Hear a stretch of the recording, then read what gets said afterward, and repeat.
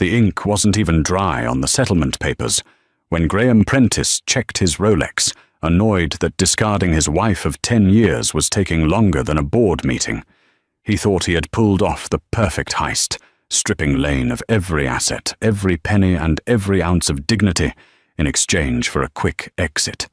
He believed she was broken destitute and permanently silenced. He was wrong. 3 months later, the deafening roar of a customized Gulfstream G650ER would interrupt his victory lap outside the Superior Court. The woman stepping onto the tarmac wasn't the trembling housewife he had thrown away. She was a force of nature who had just acquired the one thing money couldn't buy: leverage. This is the story of how walking away with nothing became the most expensive mistake her husband ever made. Rain lashed against the floor-to-ceiling windows of the conference room on the 42nd floor of the chaotic Manhattan skyline, blurring the city lights into grey streaks. Inside, the atmosphere was colder than the November wind, biting at the glass. Lane Prentice sat perfectly still. Her hands folded in her lap were the only things holding her together. Across the mahogany table sat Graham. He wasn't looking at her. He was scrolling through his phone, a smirk playing on his lips, likely texting the woman who was currently redecorating Lane's master bedroom in Greenwich. "Sign here, Mrs. Prentice, and here, and initial the bottom of page 32. The lawyer, a man named Mr. Henderson with a suit that cost more than Lane's parents had made in a lifetime, pushed the stack of documents toward her. His tone was bored, clinically detached. To him, this was just another Tuesday, another high-net-worth divorce, where the earner kept the gold and the spouse got the dust. Lane picked up the pen. It felt heavy like a lead weight. Just to reiterate, Henderson droned on, adjusting his glasses. By signing this uncontested agreement, you are waiving all rights to spousal support, the Greenwich estate, the Hamptons property, and any future claims on Prentice Holdings.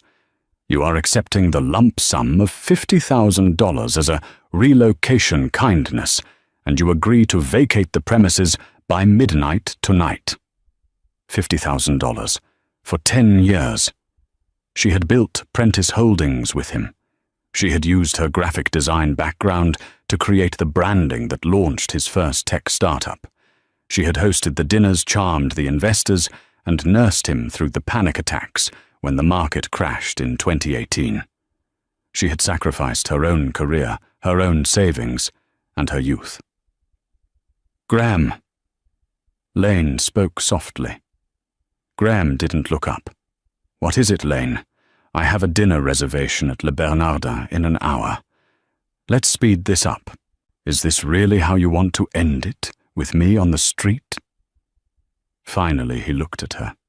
His eyes, once the warm hazel she had fallen in love with, were now hard, polished flint. "You're not on the street, Lane. You have 50 grand.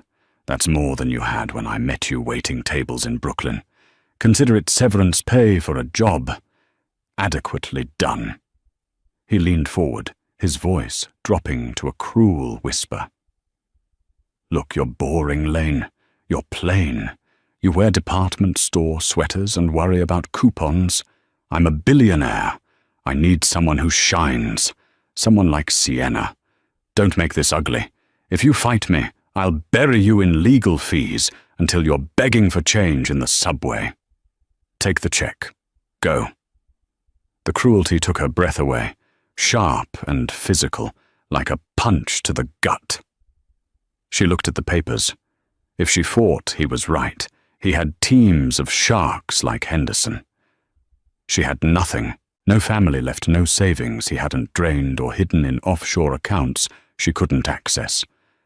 Silence stretched in the room, thick and suffocating. Lane uncapped the pen. She didn't cry. She didn't scream. She simply signed her name. Lane Prentice. With each stroke, she felt a strange sensation. It wasn't defeat. It was the severing of a limb that had been gangrenous for years. "Done," she whispered. Graham snatched the papers away before the ink dried. checking the signature like a bank teller, inspecting a suspicious bill. "Good girl. The check is with the receptionist. Leave your house keys on the table." Lane stood up. She placed the key fob to the Greenwich mansion, the house she had hand-painted, the garden she had planted onto the cold wood. "Goodbye, Graham." Yeah. Have a nice life." He was already dialing a number, his back turning to her. "Sienna, it's done. Champagne is on ice."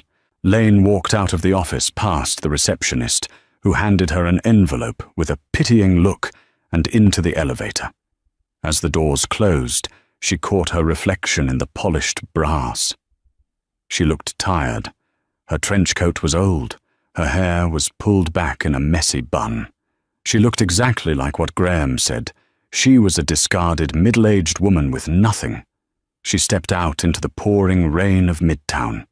She didn't hail a cab. She wanted to save the money. She walked toward the subway station, the $50,000 check burning a hole in her pocket. It seemed like a lot of money to some, but in New York City, starting from zero, it was a ticking clock.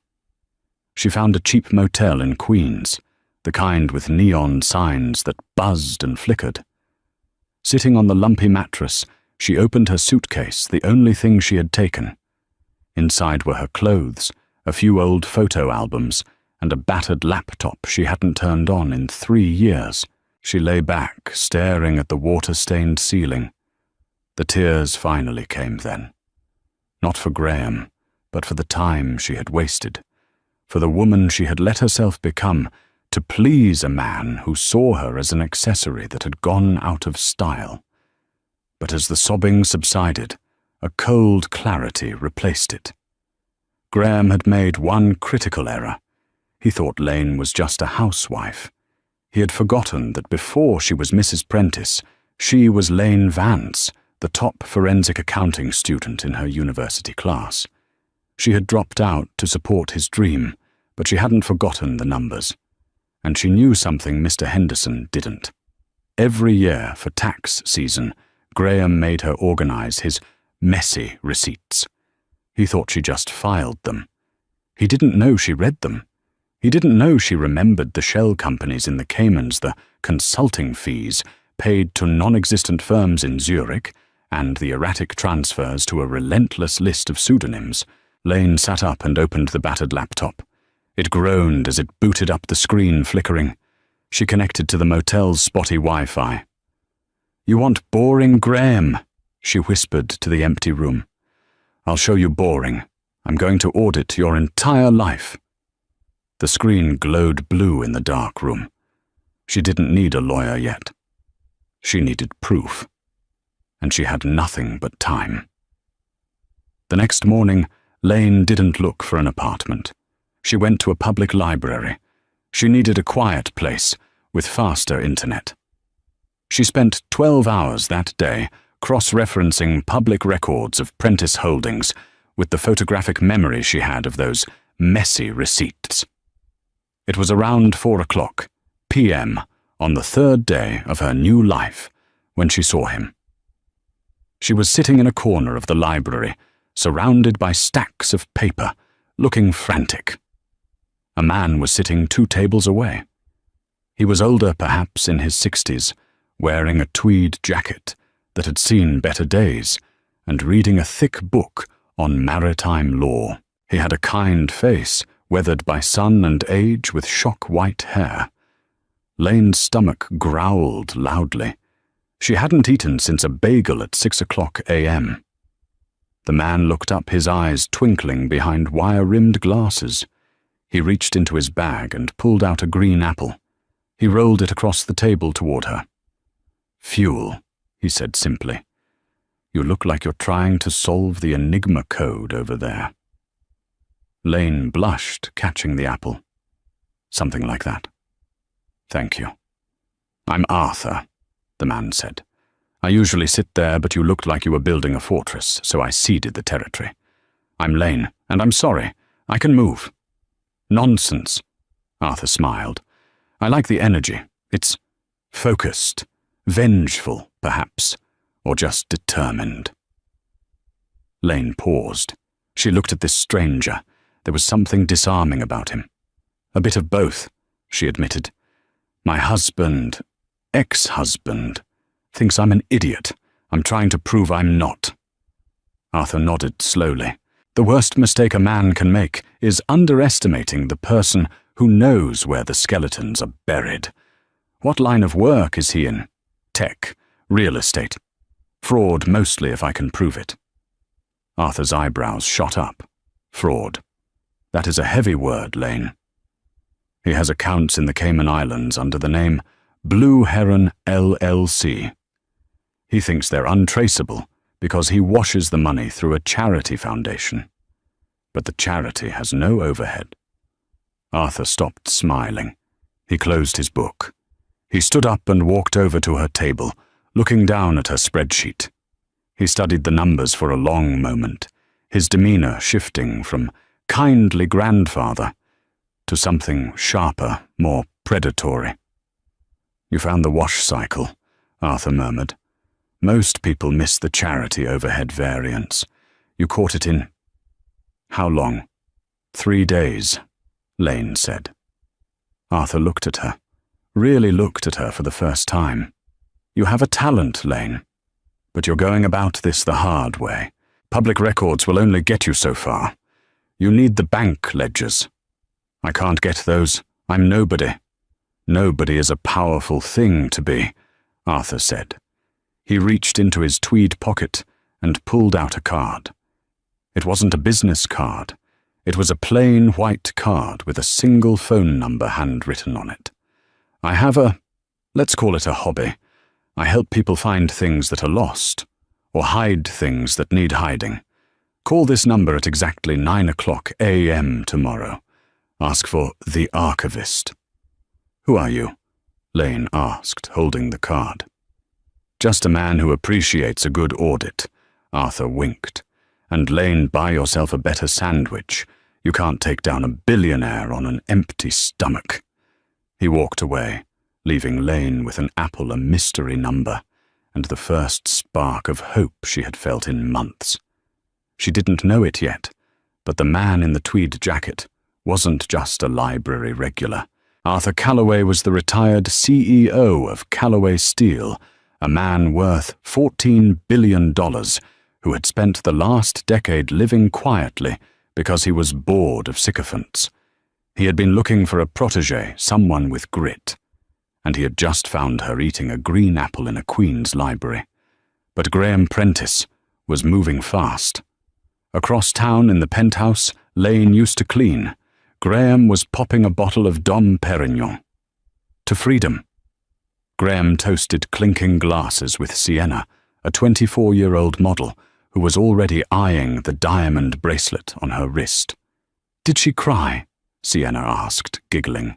She didn't say a word, just signed and left, like a ghost. Good, Sienna purred. Ghosts can't hurt us. Graham laughed. She's probably in a trailer park by now.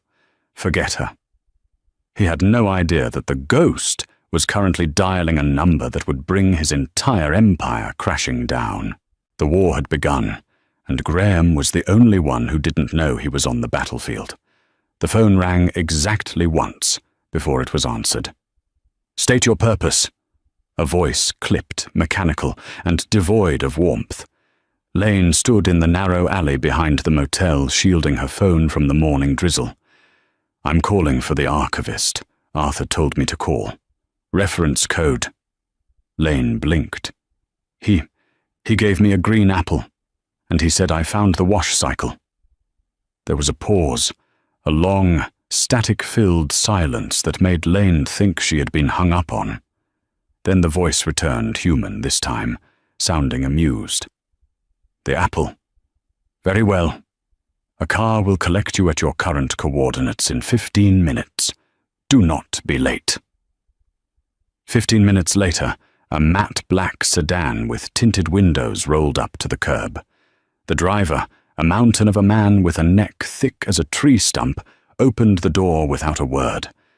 Lane hesitated, clutching her laptop bag. This was insane.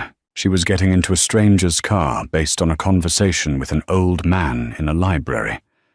But then she remembered Graham's laugh as he dismissed her. She remembered the $50,000 check that felt like a severance package for her life. She got in.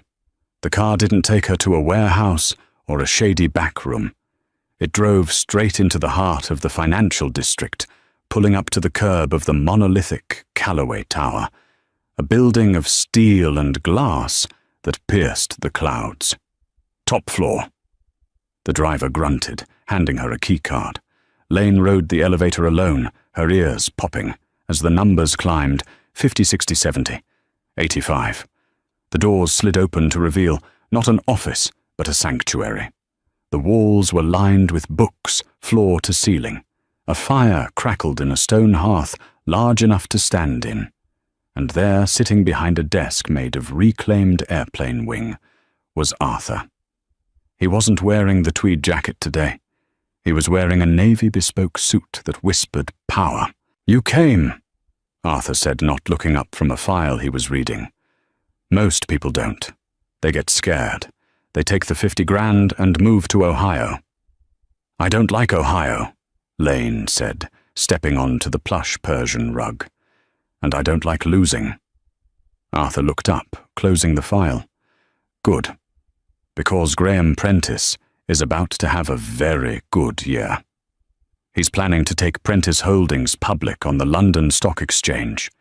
The IPO is projected to make him a billionaire 3 times over.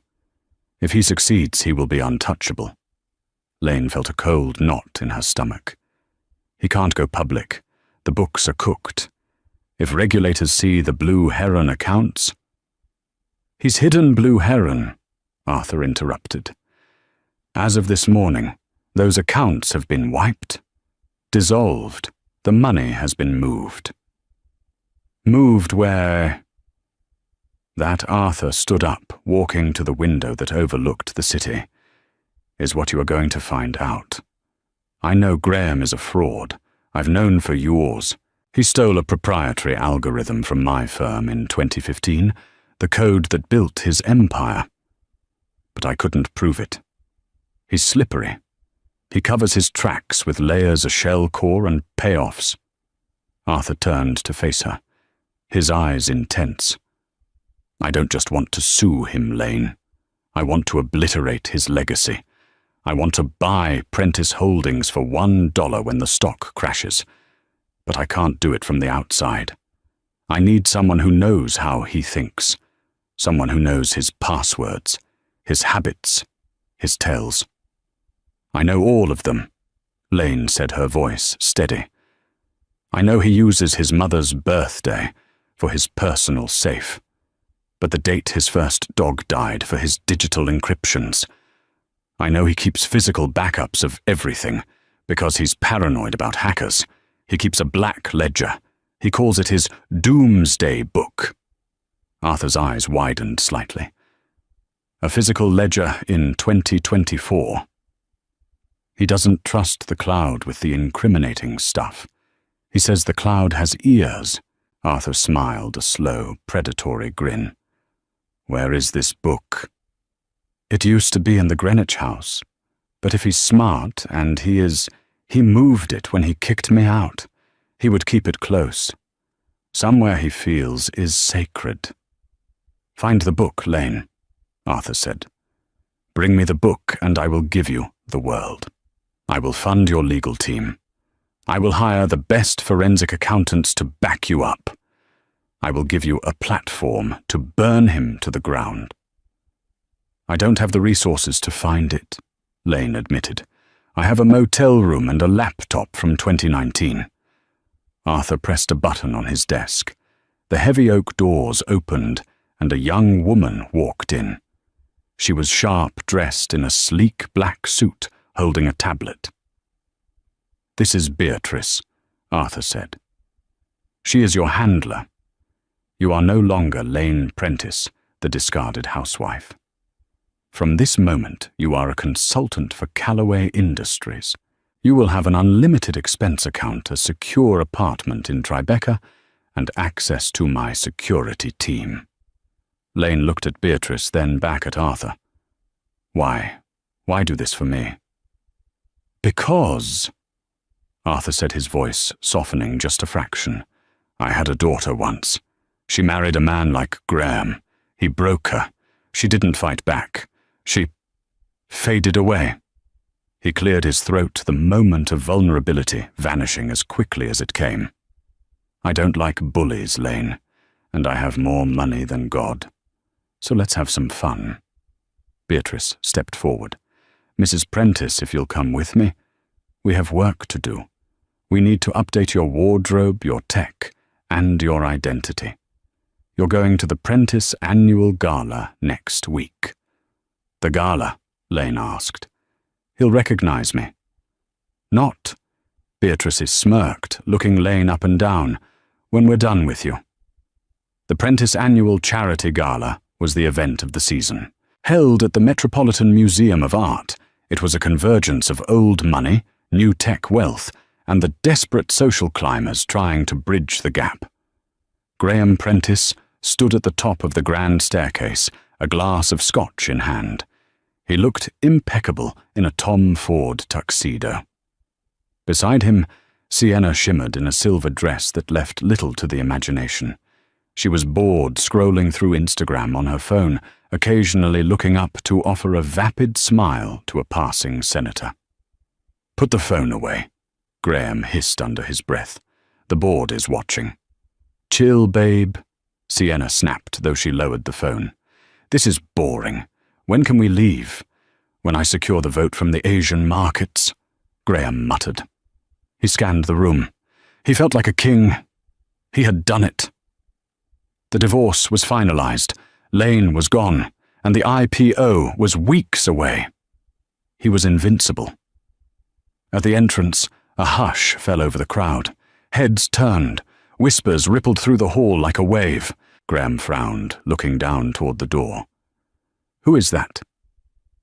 Walking through the entrance was a woman who looked like she had been carved from moonlight. She wore a deep emerald gown that hugged every curve made of velvet that seemed to swallow the light. Her hair, which Graham remembered as mousy and always tied back, was a cascading river of chestnut waves. She wore diamonds at her throat, serious diamonds, the kind that required a security detail. But it was the way she walked that confused him. Chin-up eyes sharp, moving with a predator's grace. Is that... Sienna squinted. Is that your ex? Graham laughed nervously. Lane number Lane buys her clothes at outlets. That woman is wearing haute couture, and look at who she's with.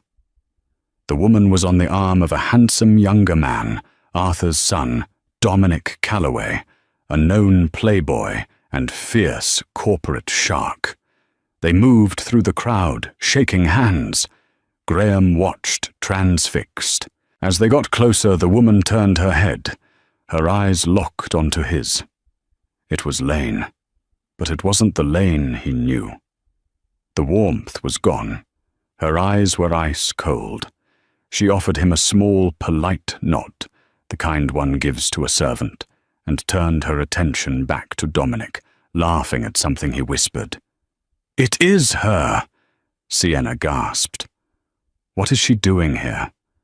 I don't know, Graham growled, setting his glass down, but I'm going to find out. He marched down the stairs, cutting through the crowd. He approached them near the Temple of Denda. Lane, Graham said, his voice tight. Lane turned slowly, as if interrupted from a very important thought. Oh. Hello, Graham. What are you doing here? This is a private event. Tickets were $5,000 a plate. Dominic invited me, Lane said smoothly, gesturing to her companion. We're discussing a potential partnership. I'm consulting for Calloway Industries now. Graham felt the blood drained from his face. Calloway. You don't know the first thing about business. I know enough, Lane smiled, and it was a terrifying sight. I know about overhead variances. I know about offshore routing. I know about... Blue Heron. She dropped the name softly like a feather. Graham froze. His eyes darted around to see if anyone had heard. I don't know what you're talking about. Of course you don't, Lane said. Enjoy your evening, Graham. The shrimp is excellent, though I hear the main course is going to be hard to swallow. She took Dominic's arm and walked away, leaving Graham standing there, sweating in his $5,000 suit. She knows, Graham whispered to himself. Panic, cold and sharp, pierced his arrogance. He pulled out his phone and texted his head of security, a man named Hugo. Check the safe. Now. The one at the boathouse. Across the room, Lane felt her phone buzz in her clutch. She didn't look at it. She knew what it said. She had cloned Graham's phone 3 days ago when he was at the gym using a proximity scanner Beatrice had given her. She read the text on her own screen. Check the safe. Now. The one at the boathouse. Lane squeezed Dominic's arm. The boathouse, she whispered. He didn't move it to the office. He moved it to his private retreat in the Catskills. Dominic nodded, keeping his smile plastered on for the cameras. Arthur has a team on standby. But the boathouse is a fortress. Biometric locks. Voice recognition. I know his voice, Lane said. I have recordings of him from our wedding video from voicemails. Beatrice synthesized them. And I have his fingerprints. How? Dominic asked. Lane pulled a champagne flute from a passing tray. She held it up. From when he grabbed my arm at the lawyer's office. I kept the coat. I lifted the print myself. Dominic looked at her with genuine admiration. Remind me never to divorce you. Focus, Dominic. We have the location. But we need the physical key. He keeps it on him. Always. Lane scanned Graham across the room. He was looking agitated, drinking heavily now. He kept patting the inside pocket of his tuxedo jacket. Left breast pocket, Lane noted. He's checking it every 30 seconds. It's there. So we need to pickpocket a billionaire surrounded by security guards. Dominic mused. Easy.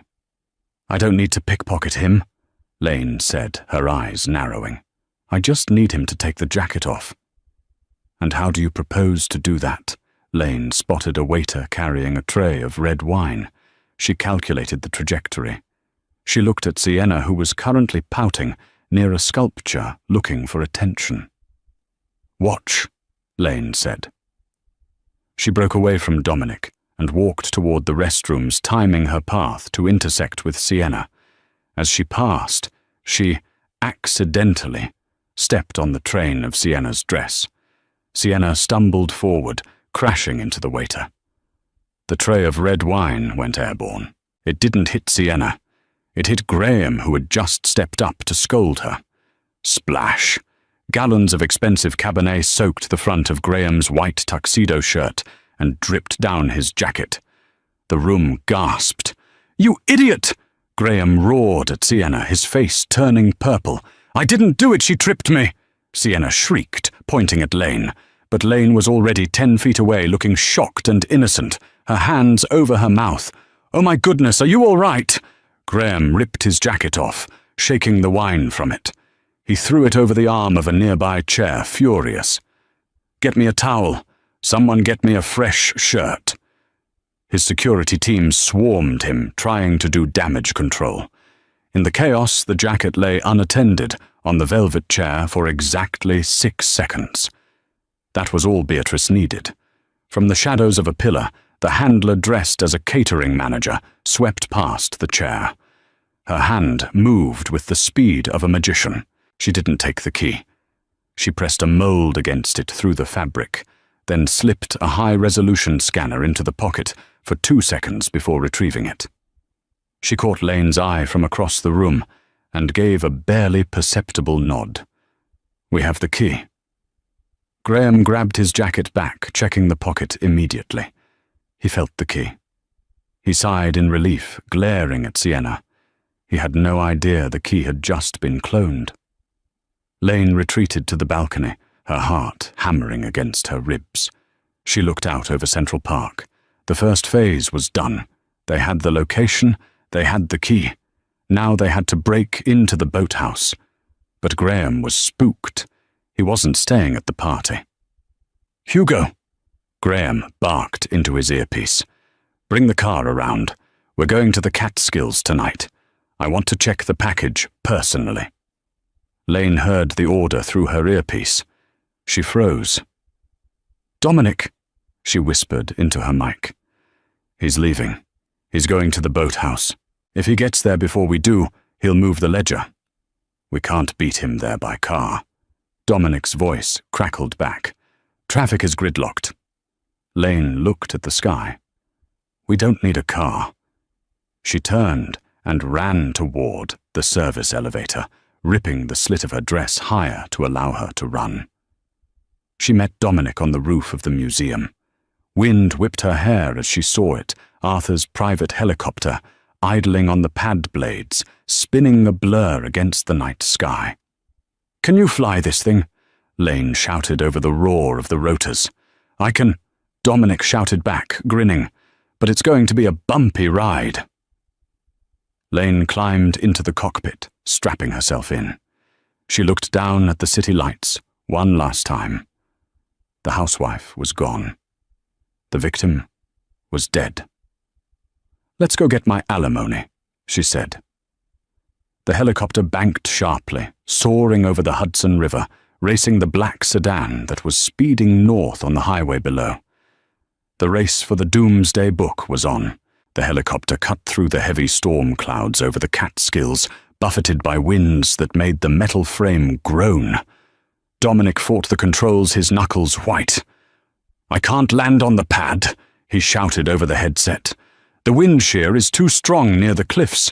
I have to put us down in the clearing half a mile south." "Do it," Lane commanded. She was checking the tracking dot on the tablet. "Graham is 10 minutes out. He's driving like a maniac." The helicopter descended rapidly tree branches, whipping against the landing skids. As soon as they touched down in the muddy field, Lane threw the door open. Rain instantly soaked her gown, the heavy velvet clinging to her legs. She didn't care.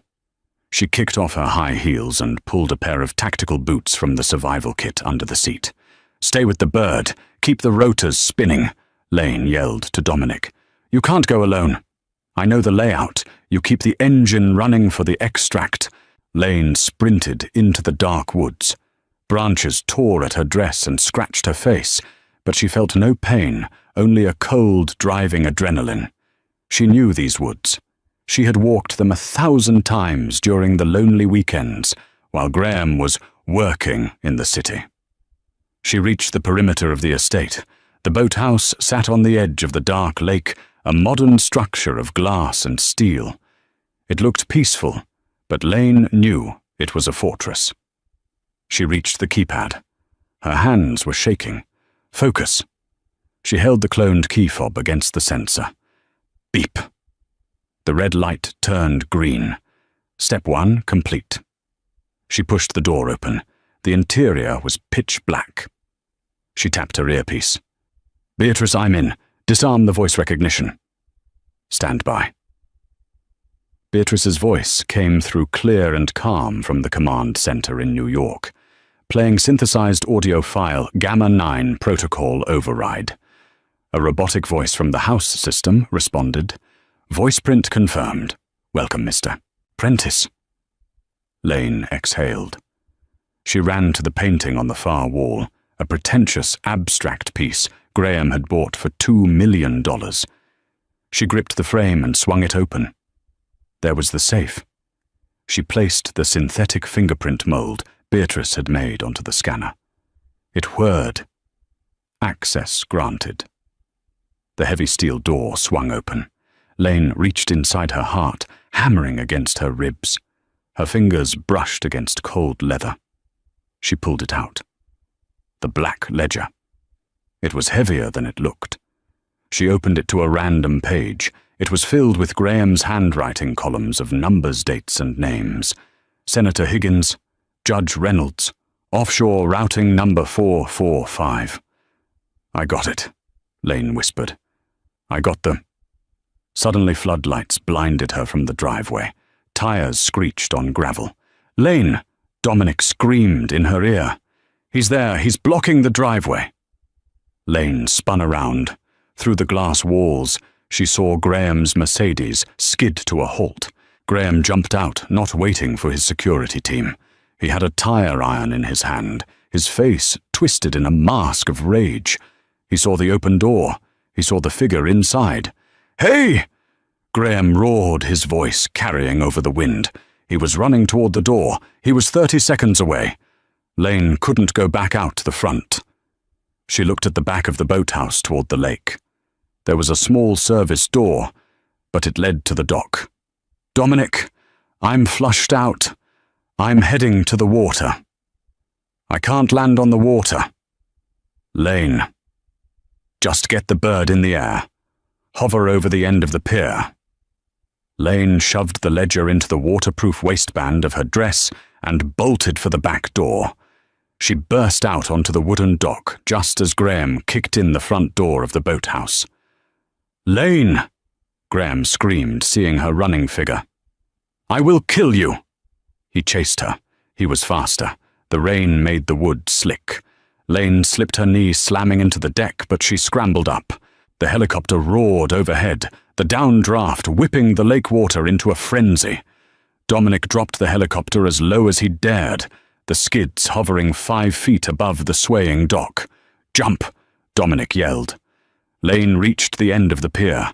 Graham was 10 feet behind her. He lunged, swinging the tire iron. It missed her head by inches, splintering the wood railing. Lane didn't look back. She leaped into the void. Her hands caught the cold metal skid of the helicopter. Her body dangled over the black water. Pull up! Pull up! She screamed. Graham reached the edge of the dock, grabbing for her ankle. His fingertips brushed her boot, but the helicopter surged upward, lifting her out of reach. Graham stood on the end of the dock, drenched in rain, watching his ex-wife hang from the landing skid of a billionaire's helicopter, carrying his life's secrets away into the night. He threw the tire iron into the lake and let out a primal scream of defeat. Back in the safety of Calloway Tower, the atmosphere was electric. Arthur Calloway sat at the head of the table, wearing a silk robe, examining the ledger with a jeweler's loupe. Lane sat opposite him, wrapped in a blanket, shivering slightly, a cup of hot tea in her hands.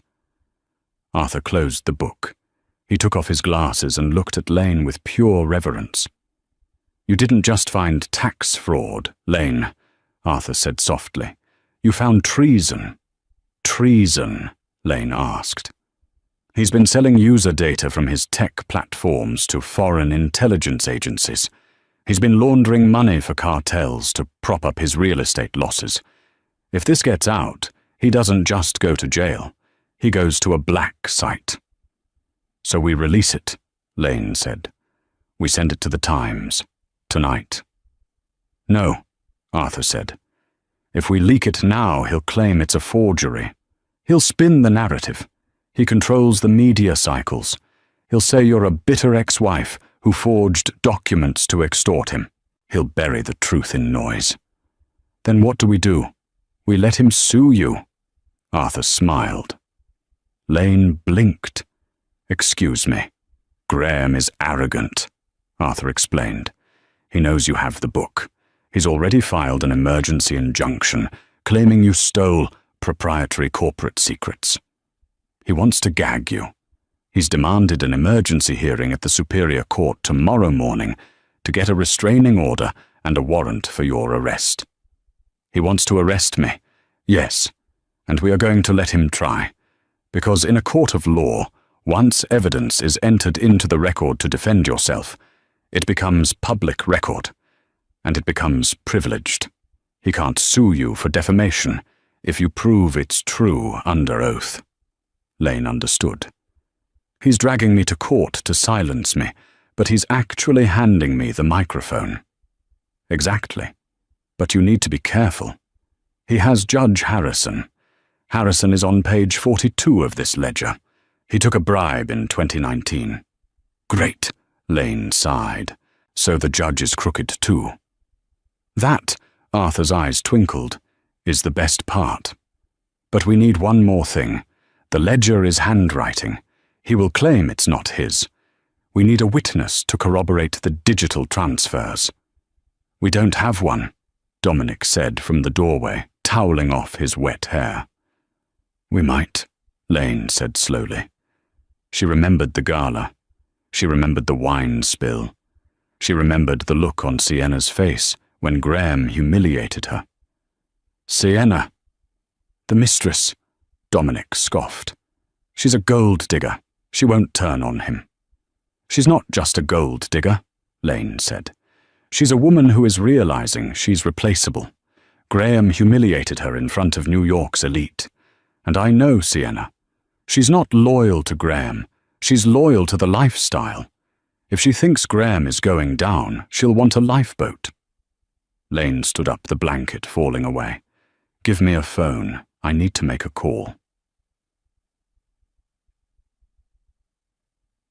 The call took place at 3 a.m. Lane didn't beg. She simply sent Sienna a photo of a document from the ledger, a transfer of $500,000 intended for an engagement ring for Sienna, which Graham had cancelled and redirected to his offshore account the very next day. Lane's text was simple.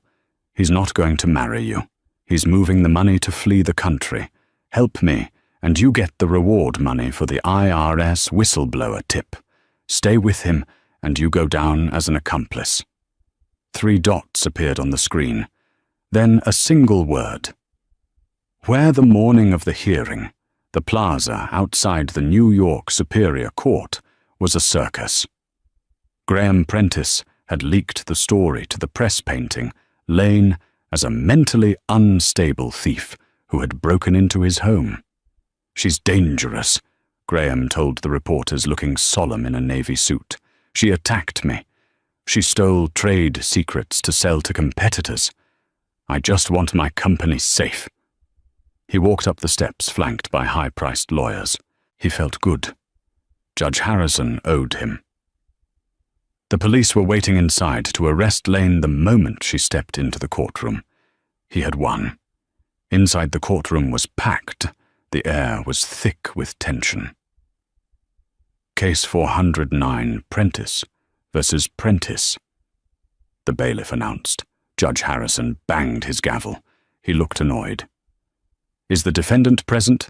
Graham's lawyer stood up. Your Honor, Mrs. Prentice has fled. She is likely trying to sell the stolen data as we speak. We ask for a summary judgment and an immediate arrest warrant. The judge nodded. It appears the defendant has shown her contempt for this court by... A low rumble shook the windows. It grew louder, a roaring whine that drowned out the judge. People looked around, confused. Outside traffic on Center Street came to a halt. A massive shadow passed over the courthouse steps. The Gulfstream G650ER, painted in matte black with the Callaway crest on the tail, didn't land on the street, obviously, but the live news feed on the phones of every reporter in the room showed what was happening at Teterboro Airport just minutes away, where the jet had just touched down. But Lane wasn't at the airport. The courtroom doors banged open. Silence swept the room. Lane Prentice stood there. She wasn't wearing the outlet store sweater. She was wearing a white power suit that looked like armor. Her hair was slicked back, her face sharp and determined. Behind her walked Arthur Callaway Dominic and a team of 6 lawyers carrying heavy boxes. And behind them, looking terrified but resolute, was Sienna. Graham's face went pale. He stood up, knocking his chair over. She's here. Arrest her. She has the stolen property. Sit down, Mr. Prentice. Judge Harrison barked, though he looked nervous seeing Arthur Callaway. Lane walked down the center aisle, the click of her heels the only sound in the room. She stopped at the defense table and looked Graham dead in the eye. I haven't stolen anything, Your Honor. Lane said, her voice projecting to the back of the room without a microphone. I have simply retrieved marital assets that were concealed during the divorce proceedings. Objection, Graham's lawyer screamed. These are trade secrets. No, Lane said, lifting a box onto the table. These are records of felonies. This is a family court matter regarding a restraining order, the judge said, sweating. We are not here to litigate fraud. Actually, Arthur Calloway stepped forward, his voice booming. We are. Because if the plaintiff is using funds obtained through criminal enterprise to pay for this very lawsuit, the court is an accessory to money laundering. The press in the gallery went wild, cameras flashing. Clear the court, the judge yelled. You can't clear the record, Lane shouted over the noise. She pulled the black ledger from the box. I have evidence that Graham Prentice has hidden $300 million in assets. And I have evidence that on June 4th, 2019, he paid a bribe of $50,000 to a consultant named Harrison. She looked directly at the judge. The judge froze. His gavel hung in the air. That's a lie, Graham screamed. It's a forgery. Is it? Lane turned to the back of the room. Sienna. Sienna stood up, her hands trembling. It's not a lie, she said, her voice small but audible. I saw him write it. I saw him pay the courier, and I have the recording. Sienna held up her phone. Graham looked at Sienna, the color draining from his face. You, after everything I bought you. You bought me with stolen money, Graham, Sienna spat. The courtroom erupted into chaos. Marshals tried to restore order, but it was too late. The thread had been pulled. Lane looked at Graham across the aisle. He looked small now. The billionaire facade was crumbling. I told you, Lane said, her voice calm amidst the storm. I'm not boring, Graham. I'm thorough. But the drama wasn't over. As the marshals moved to secure the room, a man in a trench coat stood up from the back row. He flashed a badge. FBI, he announced. Nobody leave the room. Mrs. Prentice, please hand over the ledger. Graham smiled weakly. See, the feds are here for you. The agent walked past Lane. He walked past the defense table. He stopped in front of Graham. Graham Prentice, the agent said, pulling out handcuffs. You are under arrest for racketeering, wire fraud, and conspiracy. He turned to the bench. And Judge Harrison, we'll be needing a word with you, too. Lane watched as they cuffed Graham. He looked at her one last time, his eyes filled with shock. He mouthed one word. How Lane didn't answer. She simply picked up her bag, turned to Arthur, and smiled. I think, she said, I'm ready for lunch now. 6 months had passed since the gavel fell in Judge Harrison's courtroom, or rather, since it was frozen in mid-air by the arrival of the FBI. The fallout had been nuclear. The Prentice scandal dominated the news cycle for weeks. Graham Prentice, the golden boy of the tech world, was exposed not as a genius, but as a glorified con artist who had built his castle on a swamp of laundered cartel money and stolen algorithms. The stock for Prentice Holdings didn't just crash, it evaporated. On a crisp Tuesday morning in May, Lane stood in the grand foyer of the Greenwich estate. The house was empty now.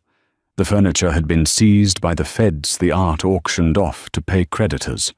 The marble floors, once echoing with the sounds of Graham's pretentious parties, were silent. Sold. The auctioneer said, his voice echoing in the empty hall. To the Vance Trust for $4.2 million. Lane lowered her paddle. It was a steal. The house was valued at $20 million. But nobody wanted to touch a property tainted by such scandal. Nobody except Lane. Are you sure you want to live here? Lane, Arthur asked, standing beside her in his signature tweed. It has ghosts. I'm not going to live here, Arthur, Lane replied, looking at the spot on the floor where she used to scrub scuff marks on her hands and knees because Graham said the maids missed spots I bought it to burn it down. Arthur raised an eyebrow. Metaphorically. No. Actually, Lane said, though a small smile played on her lips, I'm tearing the structure down. I'm donating the land to the city. It's going to be a park. The Lane Vance Community Garden. I think Graham would hate that. Children playing on his manicured lawn, dogs running free. It's perfect. He would hate it, Arthur chuckled. Speaking of our mutual friend, his sentencing hearing was this morning. Did you hear? I was busy buying a house. Lane shrugged, feigning indifference, but her heart skipped a beat. 15 years, Arthur said. Federal, no parole. And since Sienna testified, she got immunity and a nice payout from the IRS whistleblower fund. She's moving to Bali to become a yoga instructor. Good for her, Lane said. She did the right thing in the end, even if it was for the money. And what about you? Arthur asked. You have the settlement money. You have the profits from the short sale we did on Prentice stock. You're worth more now than Graham ever was. You could retire. Lane turned to look out the window at the overgrown garden. She thought about the woman she was 6 months ago, trembling in a trench coat, accepting $50,000 to disappear. She thought about the fire that had ignited in her belly in that library. I'm not retiring, Lane said. I'm just getting started. There are a lot of Grahams out there, Arthur. A lot of women who are told to sign the papers and go away quietly. I think I'd like to help them. Arthur grinned the expression of a man who had just won the biggest bet of his life. Vance and Calloway Forensic Auditing has a nice ring to it. Vance and Calloway. Lane tested the name. I like it. She walked to the front door, the heavy oak slab that Graham had slammed in her face so many times. She opened it, letting the spring sunlight flood the dark hallway. As she walked down the driveway, a familiar roar filled the sky. The black Gulf Stream, G650ER, banked overhead, tipping its wings in a salute. Dominic was piloting, waiting to take them to London for their first international client meeting. Lane didn't look back at the mansion. She checked her watch, a Patek Philippe that she had bought for herself. She was on time. She was in control. And she was finally, truly free. The woman who accepted the divorce with nothing had returned to court with everything. And in the end, the best revenge wasn't the billions, or the jet, or the house. It was the look on Graham's face when he realized that the wife he threw away was the architect of his destruction. Lane Vance climbed into the waiting car. She had work to do. Lane's story is a stark reminder that in the game of life, the most dangerous person in the room isn't the one shouting the loudest. It's the one who listens, observes, and remembers. Graham Prentice made the fatal error of confusing silence for weakness. He thought stripping Lane of her assets would strip her of her power, forgetting that her true value lay in her resilience and her intellect. Money can be stolen.